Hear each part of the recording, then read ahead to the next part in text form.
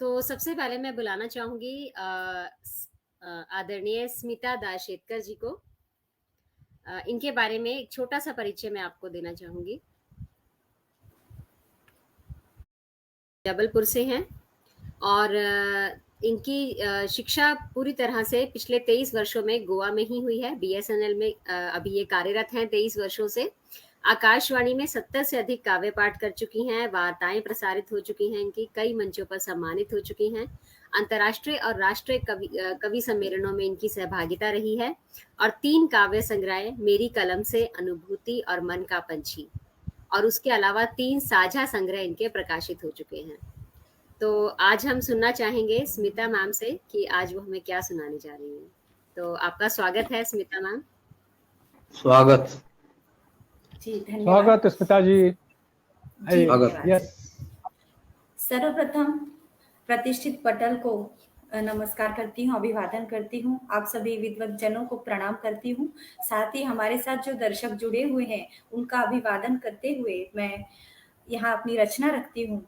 सर्वप्रथम बताना चाहूंगी कि मैं आज उस विषय पर कविता पढ़ना चाहूंगी जिसके विषय में बात करना काफी अनिवार्य है।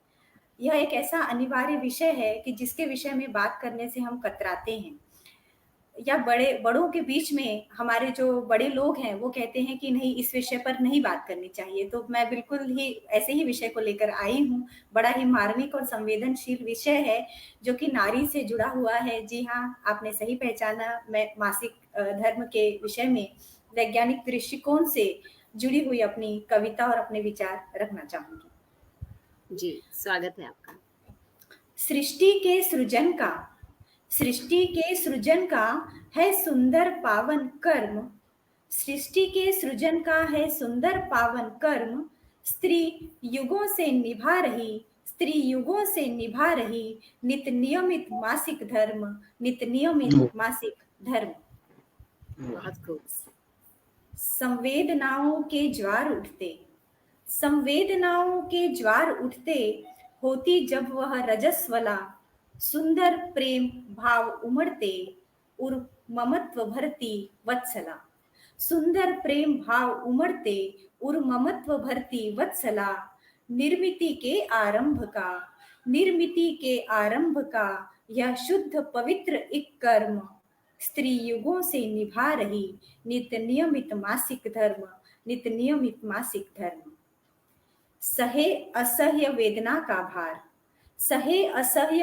का भार तीव्र पीड़ा और रक्तिम धार।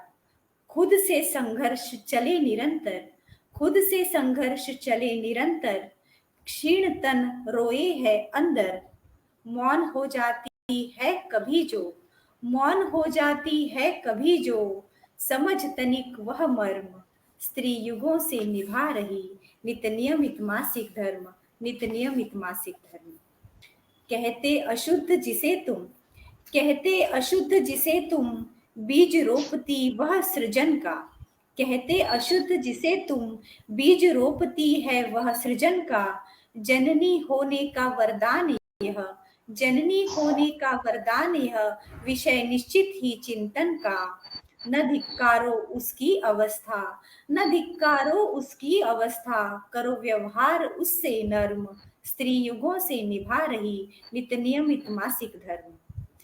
चक्र 28-35 दिन में आता 13 से 50 आयु तक है हमें थकाता। एस्ट्रोजन हार्मोन जब बढ़ जाते भ्रूण कोश पर परत चढ़ाते। टूटे परत हो रक्त स्राव चले शाश्वत पुनीत यह कर्म। स्त्री युगों से निभा रही है यही नियमित मासिक धर्म। पूर्वज हमारे ये जान चुके थे तथ्य विज्ञान के मान चुके थे। देते विश्रांति वे स्त्री को तब रजो धर्म निभाती थी वो जब धारणाओं से मिली किंतु घृणा हमें हम नहीं समझे उसका यह मर्म, हम नहीं समझे उसका यह मर्म, स्त्री युगों से निभा रही है नित नियमित मासिक धर्म, नित नियमित मासिक धर्म। बहुत खूब वाह, मैम। वाह, खूब। जी बहुत धन्यवाद। यदि मंच की अनुमति हो तो छोटी सी सौर मंडल पर एक लघु कविता प्रस्तुत करना चाहूंगी। सौर मंडल। मैम अभी जो आपने कविता सुनाई बहुत ही अच्छी थी, और पहले मैं इसी का फीडबैक मैं लेना बिल्कुल। चाहूंगी डॉक्टर सुब्रता मिश्रा जी से। तो मैं डॉक्टर सुब्रता मिश्रा जी को आमंत्रित करना चाहूंगी कि मैम आप इस कविता के बारे में क्या विचार रहेंगे आपके।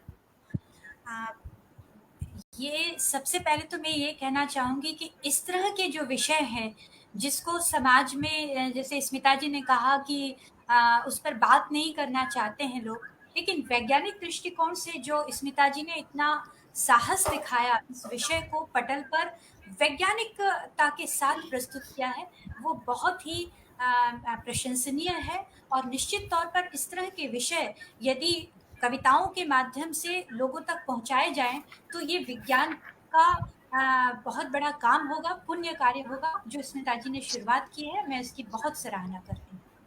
जी धन्यवाद। बहुत सही कहा धन्यवाद। मैम आपने, और मुझे लगता है इस तरह के टॉपिक्स को हमें आगे बढ़ाना चाहिए और जन जन तक जी। पहुंचाना चाहिए, क्योंकि जैसे कि हमारी एक मूवी पैडमैन भी आई है, उससे लोगों में काफी जागरूकता बढ़ी है। एटलीस्ट ये हुआ है कि अब जो लड़कियां हैं वो अपने ना केवल मदर से, फादर से भी बात करने लगी हैं इस बारे में। तो ये अच्छी चीज है कि हमें जागरूकता फैलानी चाहिए, और कविताएं भी इसका एक सशक्त माध्यम है। तो जी। इसके साथ ही हम बिल्कुल चलते ऐसे हैं। जी सर। बिल्कुल मैं ये कहना सर मैं चाहता हूं कि जब ऐसे विषय चर्चा में आएंगे तो उनसे जुड़ी जो भी तकलीफें हैं और जो भी उसकी हकीकत है वो लोगों के सामने आएगी, वैज्ञानिक दृष्टिकोण भी सामने आएगा। तो ये चर्चा में आना ही बहुत जरूरी है, और स्मिता जी को बधाई देता हूं कि ऐसे विषय को वो सामने लेकर आई। और इससे ये भी लगता है कि महिलाएं जो हैं अब निसंकोच रूप से अपनी बात, अपने अपने व्यक्तिगत जो अनुभव हैं उनको समाज के साथ शेयर करने में और पब्लिक प्लेटफॉर्म से उजागर करने में अब बिल्कुल आगे आ रही हैं, जो बहुत स्वागत योग्य है। जी सर, बिल्कुल ठीक कहा सर जी। आपने, जी। और हम सभी धन्यवाद। इससे इत्तेफाक करते हैं। और मैं आगे